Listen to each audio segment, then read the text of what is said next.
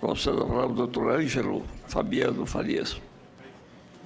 Boa tarde, senhoras e senhores. Agradecer e saudar o nobre senador Edson Lobão, presidente da CCJ, na pessoa de quem saúdo os demais senadores aqui presentes e os companheiros, colegas convidados de mesa.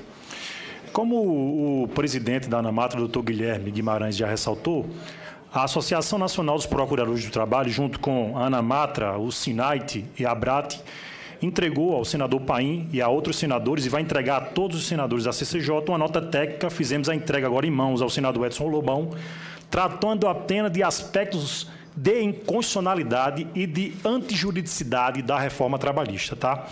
Então, na nossa visão, na visão dos procuradores do trabalho do Brasil inteiro, nós temos a plena convicção e o pleno entendimento de que essa reforma é frontalmente inconstitucional.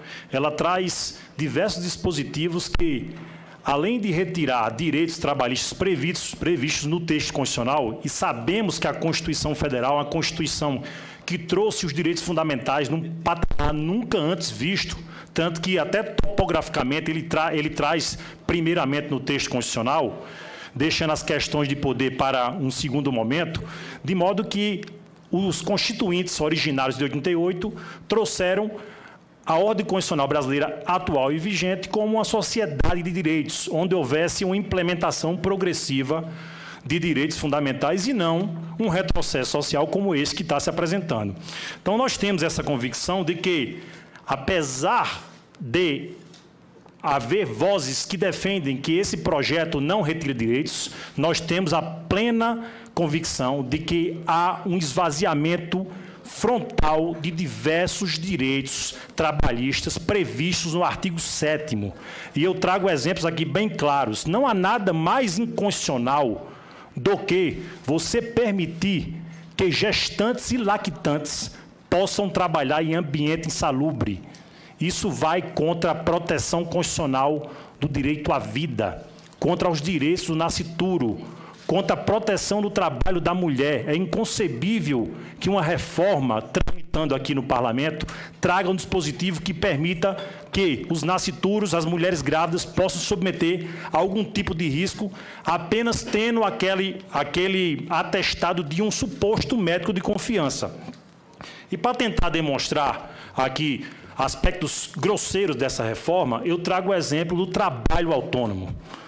Fala-se muito que um dos motivos e dos fundamentos da reforma é justamente criar empregos. Como os senhores sabem, trabalhador autônomo não tem emprego.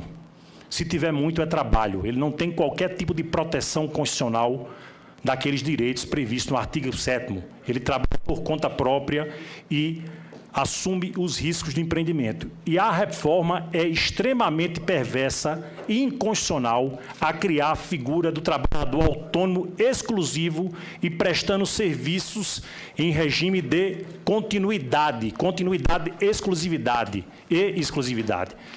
Se isso não for relação de emprego, claro que em algumas situações pode acontecer de não haver a relação de emprego, mas a exclusividade e a continuidade de um trabalhador autônomo prestando serviço a um único tomador de serviço, isso por si só já presume a relação de emprego.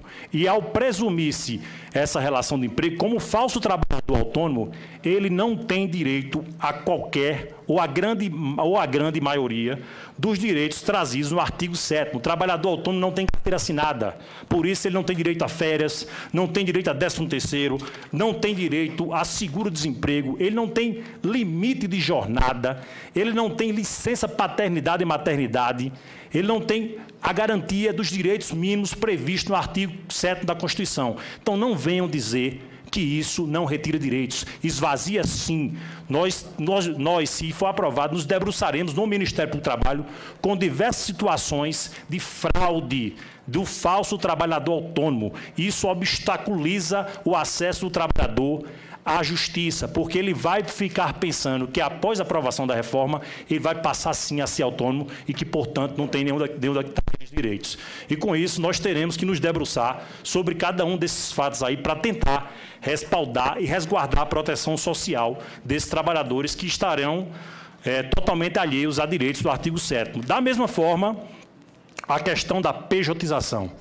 Aqui o texto traz a possibilidade, com a terceirização indiscriminada, que qualquer trabalhador possa prestar serviços como pessoa jurídica individual, como falsa empresa. Pode acontecer casos de trabalhadores que montam empresas genuínas, sim, mas nós lidaremos diuturnamente com as falsas pessoas jurídicas e ocorrerão, sim, situações em que diversas empresas do Brasil, mal intencionadas, demitirão seus trabalhadores hoje que são empregados e farão com que eles abram empresas em seu nome para prestar os mesmos serviços com as mesmas condições e com a mesma formação dos elementos fáticos jurídicos da relação de emprego.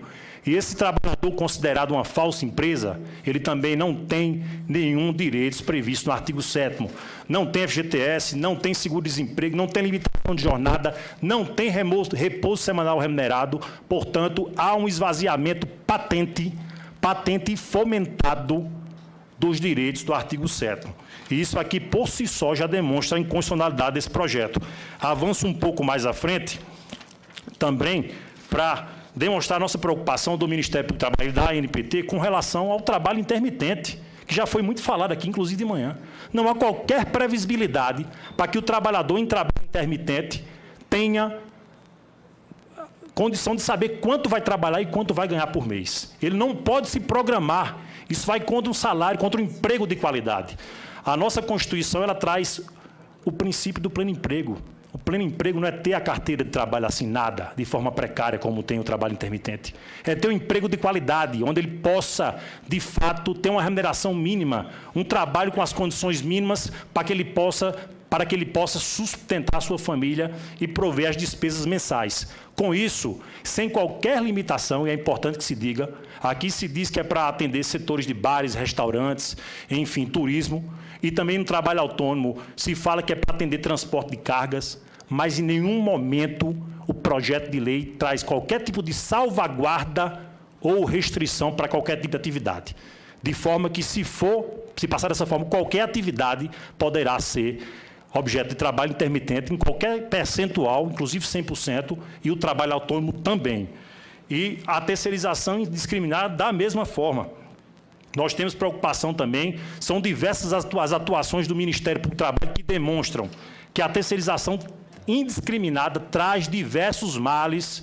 Estudos do DIEESE mostram que se os trabalhadores, que nós sabemos terceirizados, trabalham muito mais e recebem menos, trabalhassem as mesmas horas os trabalhadores diretamente contratados, seriam gerados 882.859 novas vagas de emprego.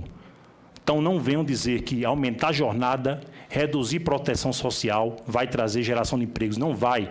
Nós vamos aumentar a insegurança jurídica e vamos aumentar, sim, a informalidade com o trabalho autônomo e com o trabalho pejotizado.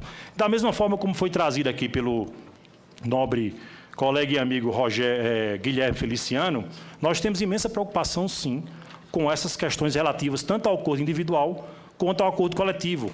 Entendemos que, da forma como está, você faz com que o trabalhador ou os sindicatos renunciem, então, somente a direitos previstos constitucionalmente.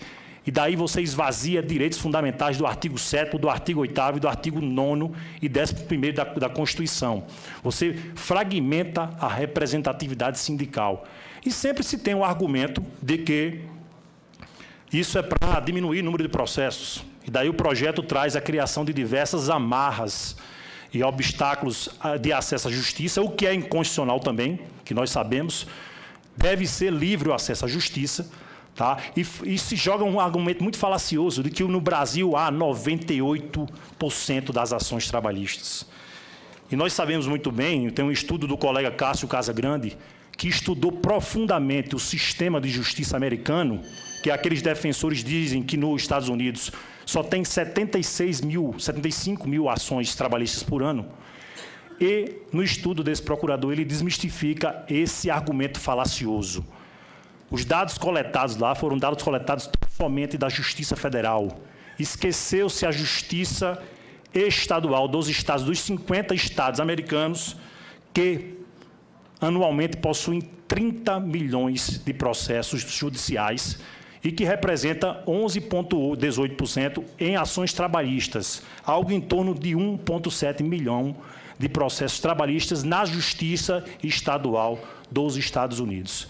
Se 98% fossem as ações trabalhistas previstas no Brasil, restaria para o resto do mundo tão somente 81 mil ações trabalhistas. Então, sejamos pelo menos honestos com esse argumento. O Brasil possui muitos processos, sim, mas é o sistema judicial brasileiro. Nós temos 100 milhões de processos aproximadamente. A Justiça do Trabalho representa, tão somente em termos percentuais, não falo em quantitativo, 6,8%. É muito pouco dentro de um universo de 100%. Não é a nossa Justiça do Trabalho que está trazendo esse engessamento do judiciário brasileiro. Então, é com essas questões que eu tento aqui passar a posição da ANPT de que esse processo, esse projeto é inconstitucional por violar diversos direitos, princípios e direitos constitucionais. O princípio da dignidade da pessoa humana, o do pleno emprego, o do não retrocesso social, do valor social do trabalho. Então, N direitos, princípios fundamentais e objetivos fundamentais da República, trazidos no artigo 1º e 3º, e 5º e 7º, estão sendo afrontados e totalmente vilipendiados por essa reforma. Então, com essas palavras, finalizo agradecendo ao senador Edson Lobão pela condescendência e me conceder mais alguns minutos. Muito obrigado. Muito obrigado. Você dá